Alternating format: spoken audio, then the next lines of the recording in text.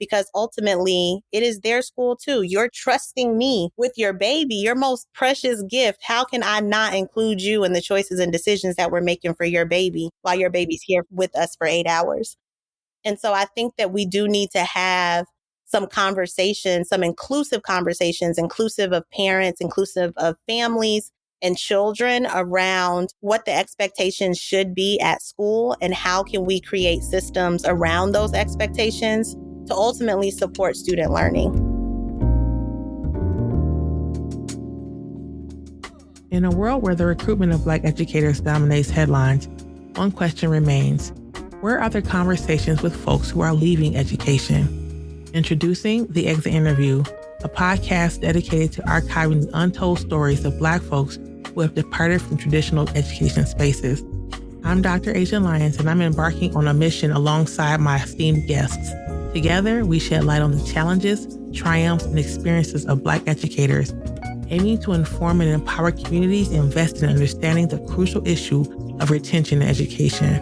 Welcome to The Exit Interview, a podcast for Black educators.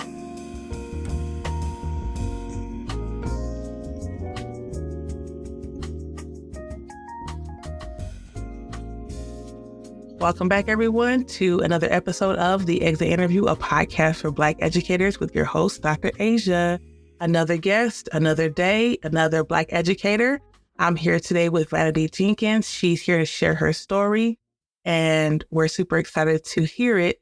She is a TFA alum. We have, seems like a lot of TFA folks on our podcast. I'm not saying it's a pattern, so don't jump down my throats, folks. I'm just saying I'm noticing this, that we've had a ton of TFA folks, so love to hear your story. And we always start off with that first question. What made you decide to go into education? What's your story? Awesome. Thank you so much for having me, Dr. Asia. One thing that TFA does well is it gets people interested in education who perhaps might not, would have thought about it. You might want to have a whole another podcast about the things that are wrong with it, because I can give you a lot of information there. That's real. But yeah, so I was actually in undergrad and I was planning on majoring in sports management. I was a basketball player. And so I was like, yeah, this is what I want to do.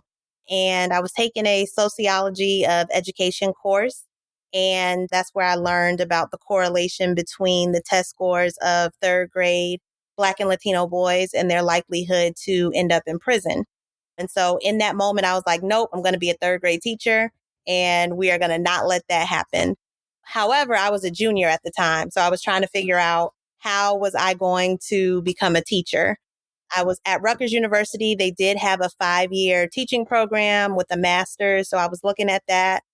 I was also looking at Sarah Lawrence. They had a 5-year master's degree program. And around that same time where I'm trying to figure out how am I going to get into the education space, a recruiter from Teach for America contacted me. And so, they shared their spiel about how the mission was to support students who went to schools that were impoverished or economically disadvantaged. It sounded very aligned to what I wanted to do. And that route, it seemed like it would be the quickest and most effective way at getting me the licensure that I wanted, based on kind of where I was in my undergrad experience. In order to do the Rutgers program, I basically would have had to start back over as a freshman. And I'm like, these loans are already crazy. I'm not trying to do that. That part. Sarah Lawrence was also very, very expensive. And so it seemed like the best fit. So that is why and kind of how I joined education. Left New Jersey and was placed in the Mississippi Delta at the time. So stayed there for about 4 years. So I have a question, kind of going back to being in sports management first. Tell me, was there a reaction from your family when you said, hey, I've decided based on what I've listened to, what I've heard in my sociology class, I'm going to be an educator? Was your family shocked? Did they support you? How did that conversation go, if there was a conversation? Yeah, they were definitely surprised. At the time, I was also interning with the women's basketball team. So I got to work with Coach C. Vivian Stringer, and I was just like on this path to go into sports management. One of the things that I was learning, though, through that internship is there was never a downtime. Like we worked through winter break, we worked through spring break. We couldn't go anyplace. And I was kind of like, I don't know if this is actually for me. Like, I don't know if I want to be on all the time.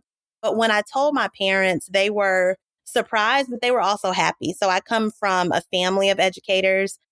Both of my grandmothers were educators. My father's mother was a professor at Claflin in English and French. And then my mom's mom was a special education teacher for 30 years. So people were surprised, but they were also happy, I think. Yeah, that's awesome. And to have that lineage, I feel like tons of folks that we've had on the podcast have talked about grandfathers and grandmothers, great grandparents being educators, and more pushing saying, well, we're not surprised.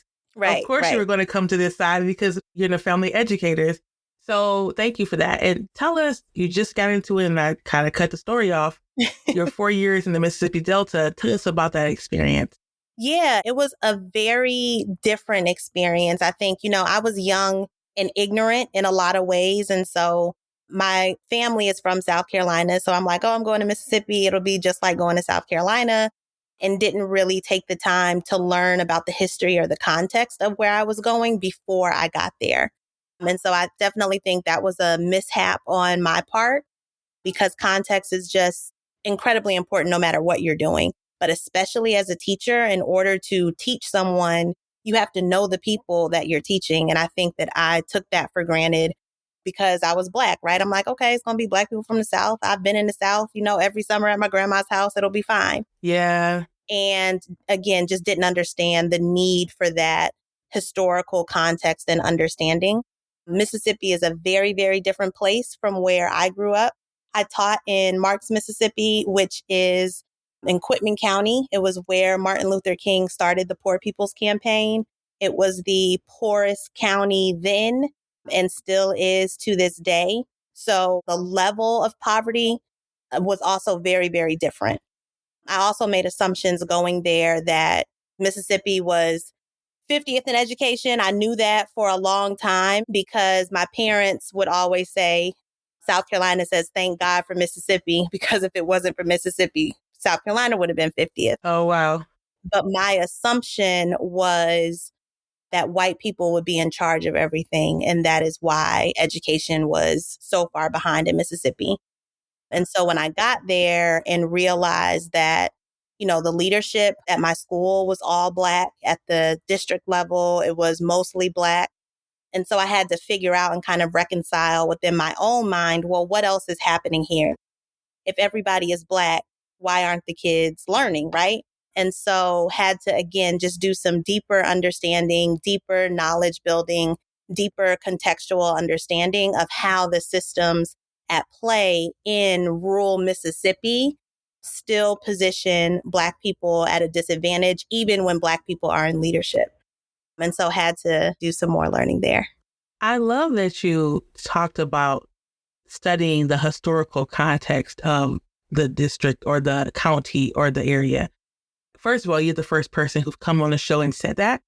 And I think about some of the HR strategies that I've heard folks use, talking about specifically from Colorado, going to HBCUs and bringing folks here. And then some educators don't last more than a year. And I wonder about those folks who are coming from the East Coast, from the South, not taking their time to think about the context. Maybe it's like, oh, it's going to be snow, so I'll learn how to Right. ski or whatever people assume about Colorado, but not thinking about how the school systems are set up, what policies are there to support or that harm children of color and white children also.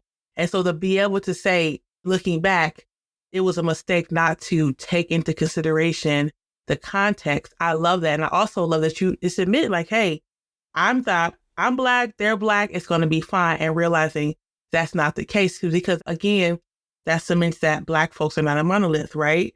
Just because you're the South and a Black person in one place doesn't mean you're going to be the same somewhere else. So I love that. Thank you. Please continue. Yeah, I definitely think those things are something that we overlook, especially with all of the media now around needing more Black teachers. We forget that a large reason why we don't have Black teachers is because of integration policies. My uncle was one of the first people to integrate his high school in Orangeburg, South Carolina. And him and my father often talk about how much more rigorous their all Black education was, how much more prepared their all Black teachers were, the level of excellence that was demanded of them at their all Black school, and how that basically just fell flat when they went to an integrated school. The coursework wasn't as rigorous. The coursework was easy in a lot of cases. They weren't held to the same expectations. Their teachers weren't as bright.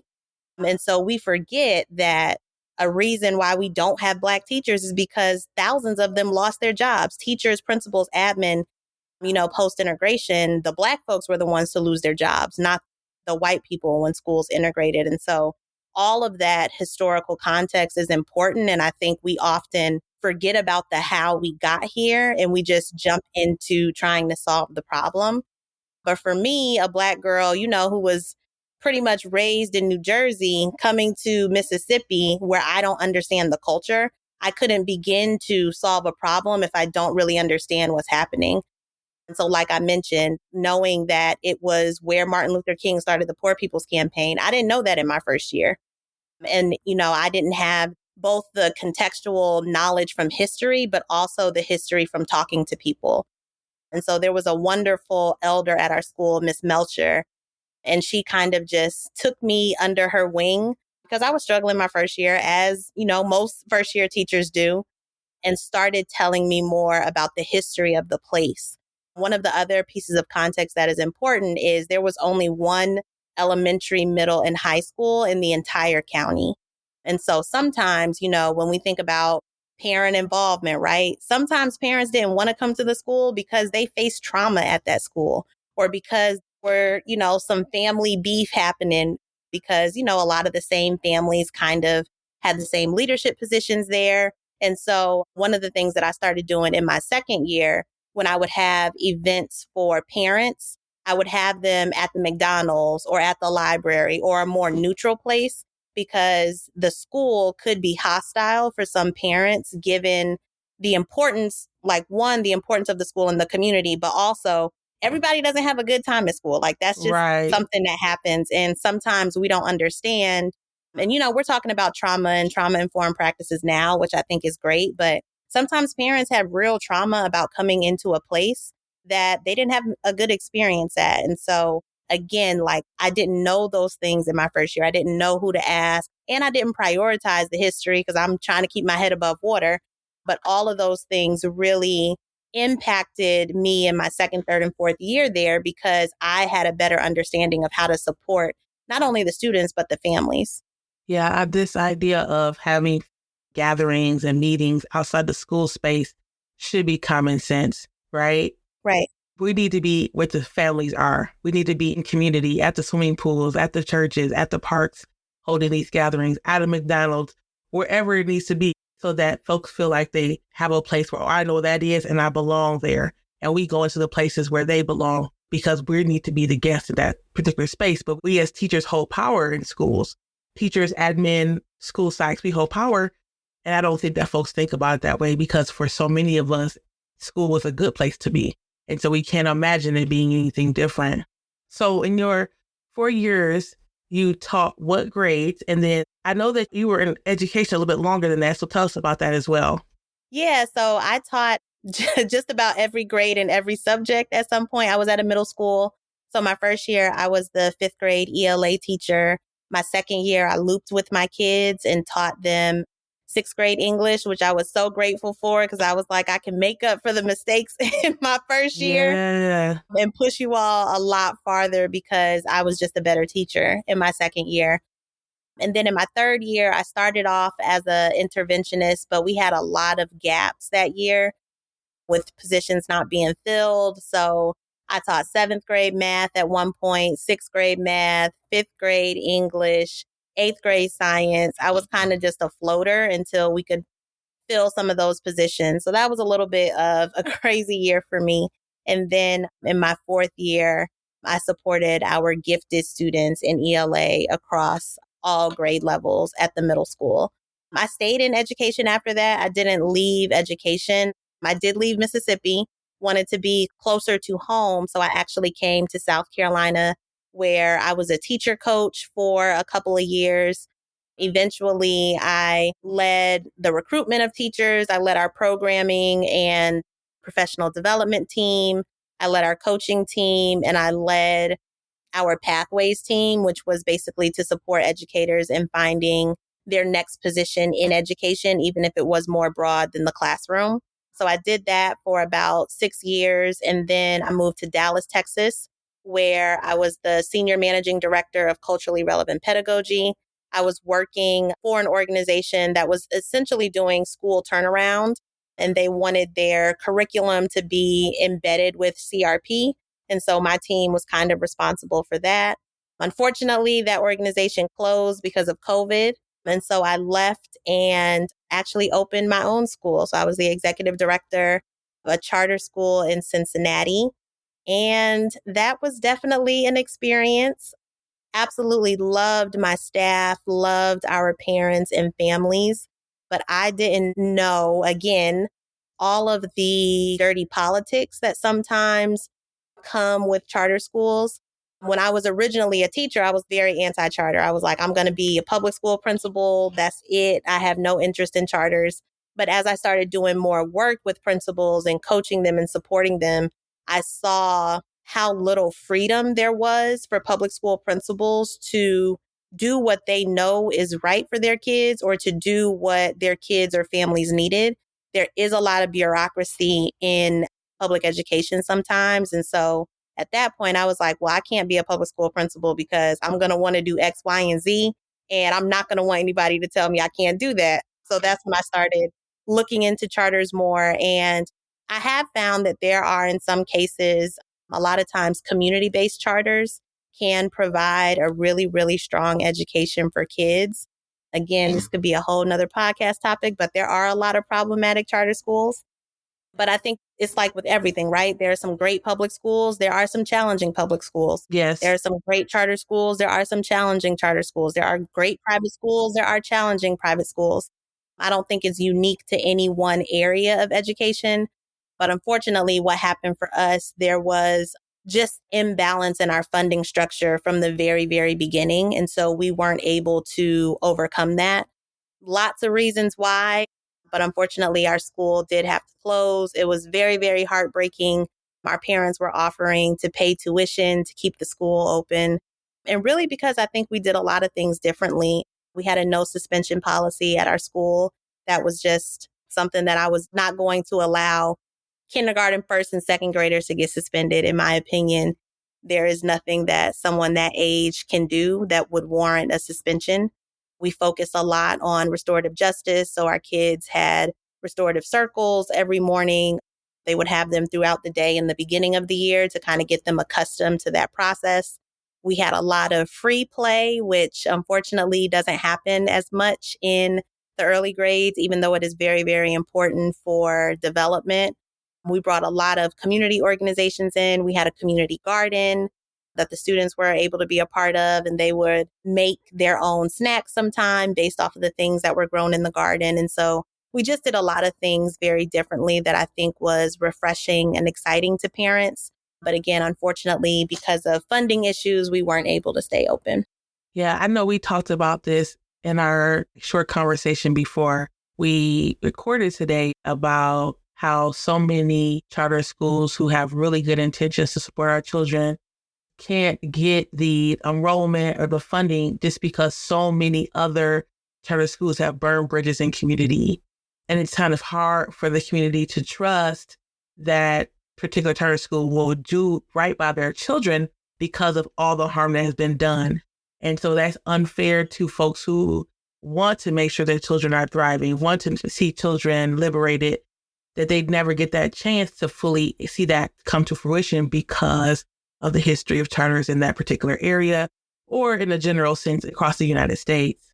Yeah, absolutely. And I think the unfortunate thing now, this is just vanity talking. I do not have data to back this up, but just a trend that I am seeing is, a lot of those harmful charter policies were done by white folks. A lot of white men were charter leaders in the beginning, and then it shifted from white men to white women.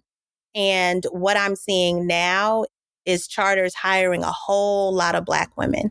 a whole lot of Black women to be EDs or principals. I was an ED and a principal.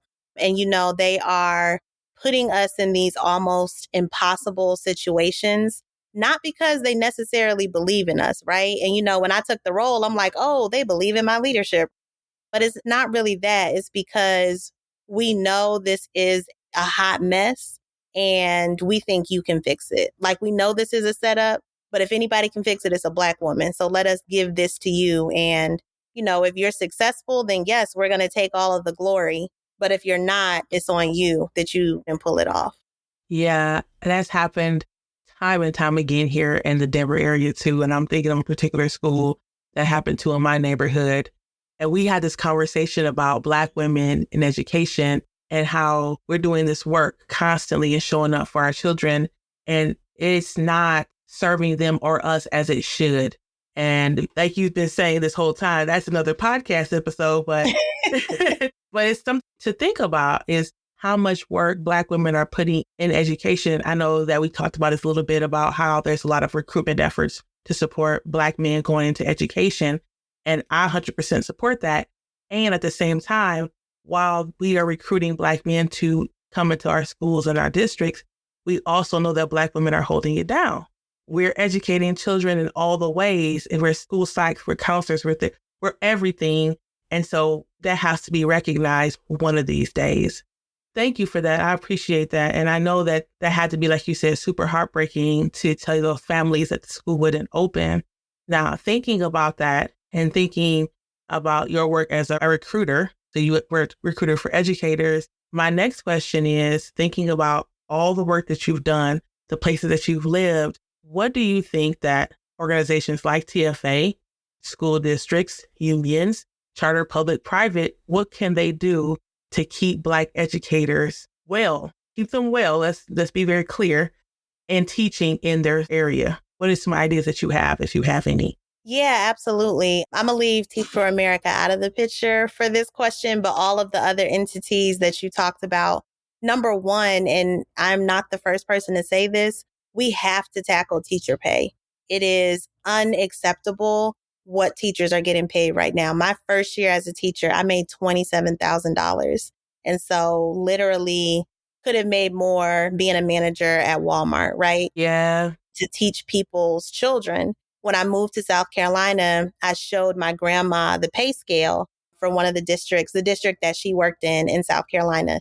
And it was the exact same from when she retired. And so we cannot have a conversation about wellness if we don't think about Maslow's hierarchy of needs, if we don't think about the fact that people need to be able to live, especially in this economy with inflation. Teacher pay needs to be tackled. And I'm not talking about in a $10,000 increase. And I think we need a radical shift in how we compensate teachers. I think starting pay for teachers should be $75,000. Again, just given the amount of work it takes to be a good educator, I think that is not too much to ask, right? And a good educator is always working more than 7 to 3 or 8 to 3 or whatever your hours are, planning lessons, grading papers. I used to have to read 112 essays. I can't do that during the school day. And so if we want to radically shift what is happening in the space, we have to start with teacher pay. The next thing that I would say we need to really think about and the defunding of education. I don't think people realize that this has been a 30-year process. It's not like just one day we woke up and schools were defunded, but they have been picking and penny pinching around education for the last 3 decades. And so now we're at this point where we can really see that schools don't have the things that they need. But I think we need to go back to truly funding schools, making sure that teachers have manageable class sizes, making sure that teachers have professional development that is helpful, not just some random thing that is not addressed to the needs that you have in your classroom. We need to make sure that teachers have supplies. We need to make sure that we have a robust curriculum and that there's time for teachers to internalize the curriculum. We need to stop changing curriculums every 2 years and going for something that is new and shiny. Yes. We need to make sure that we have quality coaches for teachers. One of the things that we really focused on when I was a teacher coach was making sure that we weren't just going in and, writing good job today, right? Like, what does that mean? But that we are using coaching models on 6-week cycles. We're focusing on one skill. We're making sure you master that skill, and then we're moving on to the next skill. And the skills are all connected to student learning and growth. And so if the kids aren't learning, nothing else matters. And that's something I used to tell our teachers all the time with the conversations around critical race theory or conversations around DEI. All of those things are important. And I would tell my teachers, if you want to do social justice in the classroom, you need to make sure that your Black students are achieving at the highest levels possible. That is Pause. your social justice work. That part. That is your social justice work. That's exactly right. Close that access gap. Right. Thank you. Right. And that work supports generations of Black folks. Right. So why don't you focus on, I love that you said that. Sorry to cut you off, but I had to stop you. No, it's okay. Yes. Because sometimes, you have a first or second year teacher asking me, well, how do I have a conversation with this parent about race? And I'm like, that parent is Black. They know that they're Black. You don't need to be the one talking to them about race. What you need to be doing is making sure that that Black child is reading on or above grade level, is performing on or above grade level on all standards. That is your social justice work, educating the children. The other things we can talk about when you get there, but if all of your kids aren't on grade level, we don't even need to talk about that. We need to make sure that you are teaching and holding high standards for your students.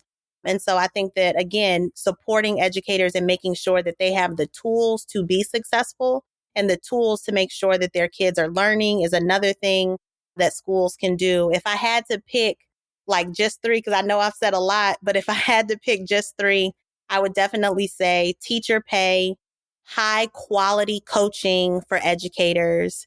And I think we need to have a conversation around student behavior, right? Because I hear so many quote unquote horror stories about students misbehaving in classes or students doing this, that, and the third. And I remember both as a student and a teacher. As a student, I could turn it on and off, right? There were some teachers I was always going to perform for. I remember my 7th grade social studies teacher, Miss Menace, an older Black woman. I never spoke in that class. I never got talks too much in that class because Miss Menace was about her business and I was going to go in there, do my work. I wanted to perform for her. I wanted to do well for her. And that was the relationship that we had. Now in 7th grade, I was in middle school. I could also be wild. There were some other teachers that got a whole different vanity. And I don't think that we put the emphasis on the adult and not the child. As the adult, you should be able to make me want to perform. Like that is one of your jobs. You are the adult in the classroom. That's what you get paid to do. And so there, in the conversation around student behavior, I think a couple of things, like one, times have changed, kids have changed. So some of our rules are antiquated. Some of the things that kids get written up for, wearing hoodies or dress code violations. Is that really important? Like, again, does it have to do with educating the child? Mm-hmm. If some of those things aren't important, let's just get rid of them. We don't need, these hyper fixated rules, in my opinion, around student behavior or student conduct. And sometimes there are, real concerns. My mom is a high school educator right now, and there are fights almost daily at her school, right? And so she's frustrated. The administration is frustrated. And I've said to her, well, have y'all talked to the kids? Have y'all brought the kids in and asked them what you all can do? Because suspending them isn't working. Okay, you suspend them for 10 days. They come back, they get in another fight. They're suspended another 10 days. Now your attendance is messed up because you got all these kids suspended. And it just doesn't make any sense. And so I think that we do need to have more community conversations. We need to bring students in, middle school and above. Any big decision, I don't think should be made without students. In elementary schools, I think it should be parents. That's another thing at the school that I ran. We had parents on our leadership team. So we weren't making any big decisions that didn't have parent input because ultimately it is their school too. You're trusting me with your baby, your most precious gift. How can I not include you in the choices and decisions that we're making for your baby? Right. While your baby's here with us for 8 hours. And so I think that we do need to have some conversations, some inclusive conversations, inclusive of parents, inclusive of families, and children around what the expectations should be at school and how can we create systems around those expectations to ultimately support student learning. Yeah, and you said a mouthful. I wrote a lot of things down. And this idea of student voice, and did you talk to the students? I had a guest come on, Sharinda Bryant, shout out to her, who talked about that as well when she was put into a class when the teacher quit halfway through the year. And she said to the students, I heard this about you and that about you all and this about this class, but let me talk to you. What's going on? And so they were able to give her context, and she was saying she didn't think that people had stopped to ask them what was going on in the classroom. And that's so important. And people will come up with all kinds of excuses. They're going to say this, they're going to say this. We don't have time. But if you want change to happen in whatever situation, talk to the folks who are most impacted by what's happening Most in the proximate, situation. yep. Yeah. This is a fantastic conversation. We're going to go to a break, and then we come back, we'll dig into the second part of our show. Awesome. Sounds good. Hey there, beautiful people. It's me, Dr. Asia. Before we dive back into our conversation, Kev and I have something exciting to share with you. Are you a dedicated Black educator or support Black educators? Well, if so, we've got some great news for you. We're thrilled to introduce the latest addition to our podcast community, the Black Educator Be Well newsletter. It's a space dedicated to all things Black educator healing, wellness, and more. We believe that taking care of our Black educators is crucial, and this newsletter is designed to do just that. Picture this: exclusive insights into self-care practices tailored for Black educators, inspiring stories from fellow teachers who've overcome challenges, and tips for creating a positive and supportive environment at work and at home. Subscribers will get early access to our upcoming podcast episodes, special interviews with guests, and even some surprise giveaways. How do you become a part of this amazing community? It's easy. Go to exinterviewpodcast.com or check out the link in this episode's show notes. Now let's get back to the conversation. All right, welcome back, everyone. So we're here with Vanity Jenkins. She's giving us some gems. She's talking about teacher pay. She's talking about moving from one subject to another when she was in college, from sports management over to education, just jumping right into it and teaching in the Mississippi Delta area. So my favorite part of the show, first question I have to ask you, and you've already mentioned some folks, Miss Melcher and your mom, but who are some Black educators that you would like to shout out on your episode? Sure. I have a couple. So sixth grade was my favorite year of school. I had two Black male educators, Mr. Bellin and Mr. Paxton. Absolutely loved them. Also want to shout out my grandma, both of them, my Nana and my grandma Bernice, the first real educators in my life. My mom too, of course. And I also want to shout out my advisor. Right now, I'm a PhD student. And so Dr. Adrienne Dixon is just incredible. I want to shout her out as well. And then I will also shout out Miss Menace, my seventh grade social studies teacher, who just kept me together when I was acting crazy sometimes, as middle schoolers do. But yeah, I have been very blessed to have a trend of Black educators in my life. And I know that there's more and more data coming out about the importance of Black educators. But for me personally, every time I had at least one Black educator in my educational trajectory, I just tried harder. I did more. I had more respect for learning than I did with my white teachers. I love that. Thank you so much. So you started to get into it a little bit before the break.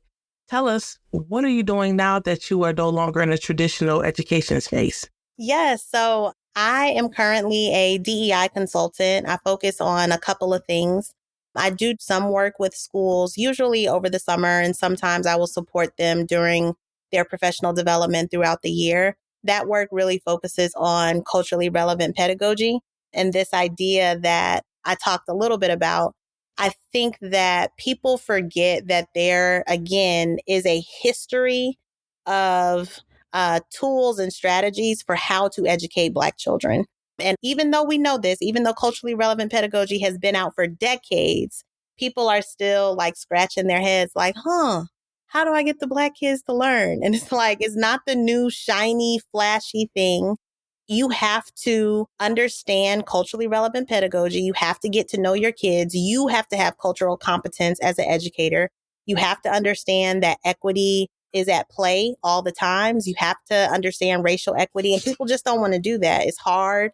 It's not the shiny, flashy thing. It's not, the new curriculum that promises to catch all your kids up in 1 year. And all of those things, like, they don't even sound genuous. They don't Yeah. sound genuine, but people and districts will buy on and latch on to them quickly instead of doing the longer work, which is talking about race with your white educators, helping your white educators understand their own biases, recruiting more teachers of color, and supporting those teachers of color once they get there so that they are able to stay. Again, going back to teacher pay. Black children are not the problem. The problem is the system that they have been put in, this system that was never made for us, and a system that ultimately doesn't want us there, a system that already sees our deficits before we enter the building. And so if we really want to change education for Black kids, we have to change the teachers, we have to change the policies, and we have to change the system of education that we're in. Yeah, I love that. And tell us, where can folks find you if they want to work with you, work with your firm to get support either in the school space or other spaces that you work in? Definitely. And I forgot to finish answering your question. You're So fine. You can keep going. Keep going. outside of supporting schools, I also support organizations specifically around DEI strategy. So a lot of times organizations will have, especially post 2020, they'll have a nice, shiny DEI statement. They'll have a DEI commitment, but their Black employees are still having terrible experiences at work. And so I help organizations understand, how can we turn this statement into tangible strategy that has goals that we can actually see, that we can measure, that we can figure out how we're doing? Because a lot of times people will have very lofty DEI goals that you can't measure, you can't track your progress. And so really helping organizations put their money where their mouth is in terms of their DEI strategy to ensure that the system actually changes for people. Included in that is usually professional development for the staff to learn about some of the things we've already talked about around cultural competence, around effective, inclusive management, inclusive leadership trainings. And then I also do a lot of work with women of color in particular. I have a fellowship with my colleague, shout out Rachel Vicente, and we run a fellowship for women of color. We do it usually about 3 times a year, and it can be women of color from any industry. And it's really focused on helping women of color unpack the layers and the masks that we put on in order to be quote unquote successful at work, and instead really align your vision and your values so that you can be authentically in wherever you are, both personally and professionally. And then I'm also an executive coach. I do coach white folks, not a lot at one time. I predominantly coach people of color, That part. but I will take some white folks here and there. Again, really focused around equity, focused around DEI, and focused around values aligned leadership. So if you want to learn more about any of that, you can definitely check out my website. It is shiftedconsulting.com. You can also find me on LinkedIn. I'm very active on LinkedIn. Vanity Jenkins. You can friend me on there. And then you can also follow me on Instagram and Facebook at Shifted Consulting. I love that. Thank you so much. And we will also have Vanity's information in the show notes. So you can also go on our website and grab those as well. And the link will be there.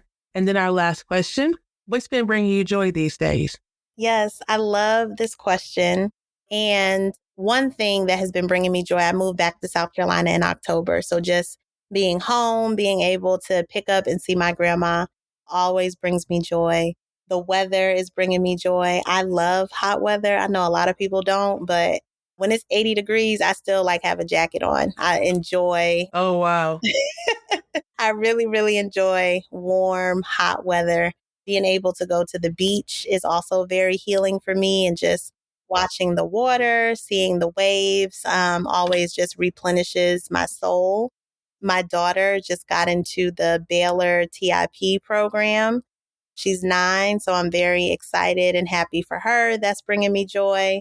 And just this, I think this moment in time that we are in, you have to be very intentional about joy. And so sometimes it's something small like seeing a butterfly or, seeing a ladybug.